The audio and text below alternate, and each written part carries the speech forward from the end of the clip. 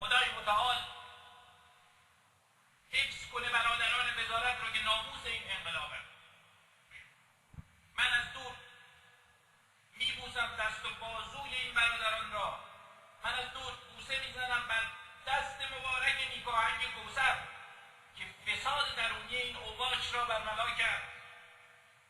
از خصوصی ترین زوایای زندگی اینها نوشت، بدون آنکه نیاز به بازجو باشد، بدون آنکه نیاز به شکنجه سفید باشد، بدون آنکه استکبار یا اینها را در بوق کند. آن برادر عزیز ما در تورنتو اتاق خواب اینها رو تصویر کرد، مبالغی رو که اینها گرفته بودند از سازمان‌های صهیونیستی برملا بود. برادر دیگر ما عزیز مزدور ما آن حسین درخشان که مانند ابا عبدالله هم نام عزیزش رفت از فرات و نیل و بیت المقدس در خدمت وزارت، در خدمت انقلاب، در خدمت آرمان‌های امام قلب آهاد ملت ایران را خشنود کرد. مگر ابا عبدالله جز این کرد؟ عزیزان من، فلسفه قیام حسینی همین بود، همین کاری که امروز او با استکبار میکند، با دشمنان انقلاب میکند، با آن دریوزه ادری و افشاری میکند. مگر ابا عبدالله جز این کرد؟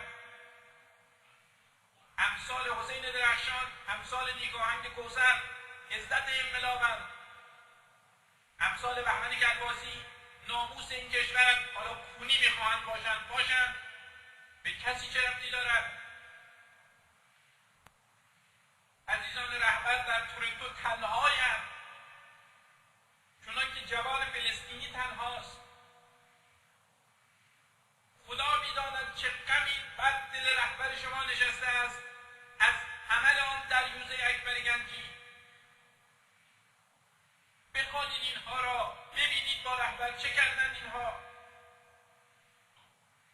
البته من همه روشنفکران ایران را متهم نمی‌کنم، من کتاب‌هایشان را می‌خوانم، من کتاب‌های آقای بهنود را دوست دارم، من نبات داغ را هم دوست دارم، چای شیرین و نبات را هم دوست دارم، قطاب و پشمک یزدی را هم دوست دارم.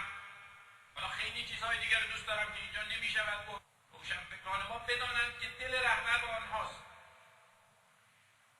منتها بعد از نیمه شب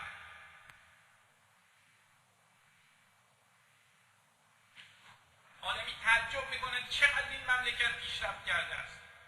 شما در همین زمینه زغال توجه کنید، در اطراف و اکناف این شهر من رد که میشوم همه جا نوشتن زغال استحقانات و من به عنوان کسی که سالهاست با زغال و انبر و سایر وسایل سر کار دارم به شما میگم که زغال انجیر استحقانات یکی از بهترین انواع زغال است. این را هر کسی نمیداند عزیزان من.